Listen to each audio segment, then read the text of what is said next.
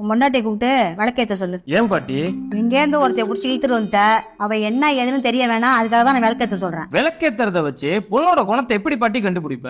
விளக்கோட திரிய எண்ணெயில நினைச்சு பொண்ணை கூப்பிட்டு விளக்கேத்த சொன்னோம்னா அந்த திரியோட நுனிய லைட்டா புளிஞ்சு விட்டுட்டு அந்த பொண்ணு விளக்க ஏத்திட்டு அந்த கையில ஒட்டிருக்க எண்ணெய தலையில தொடச்சா அந்த பொண்ணு தலையை சுத்தமா வச்சுக்க வேணாம்னு அர்த்தம். அதுவே அந்த எண்ணெய அந்த துணியில தொடச்சிட்டாப்புனா துணிமணியை சுத்தமா வச்சுக்கணும்னு புரிஞ்சுக்கலாம். அதே எண்ணெயை செவுத்துல தொடச்சானா வீட்டை சுத்தமா வச்சுக்கணும்னு புரிஞ்சுக்கலாம். அதுவே எண்ணெயை துடைக்கிறதுக்கு நம்ம கிட்ட துணி எடுத்து ஆர்டர் போட்டா அவ வேலை பார்க்க மாட்டா, அவ வேலை வாங்க தான் லாய்க்கு அப்படின்னு புரிஞ்சுக்கலாம். அப்ப இது எதுவுமே கூடாதுன்னா என்ன பண்ணாதான் சரி?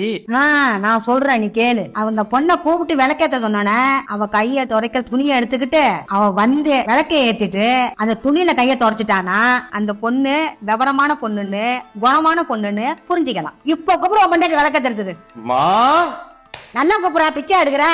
பாப்பா பாப்பா வந்து விளக்கேத்து மாடி. போய் விளக்கே.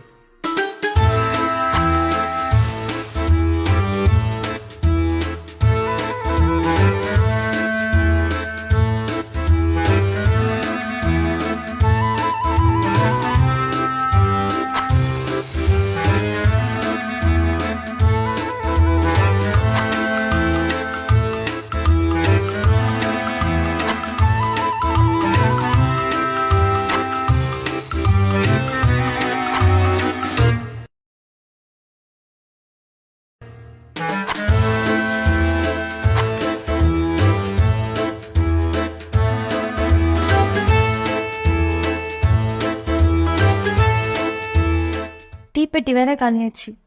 எங்க வேற தீப்பெட்டி இருக்கா? பாட்டி வேற எதனா விளக்கு இருக்கா?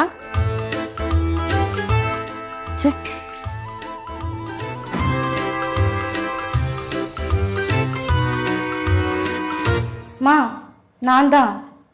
இங்க விளக்கும் சரியில்லை, தீப்பெட்டியும் சரியில்லைம்மா. எல்லாம் தப்பு தப்பா இருக்குமா.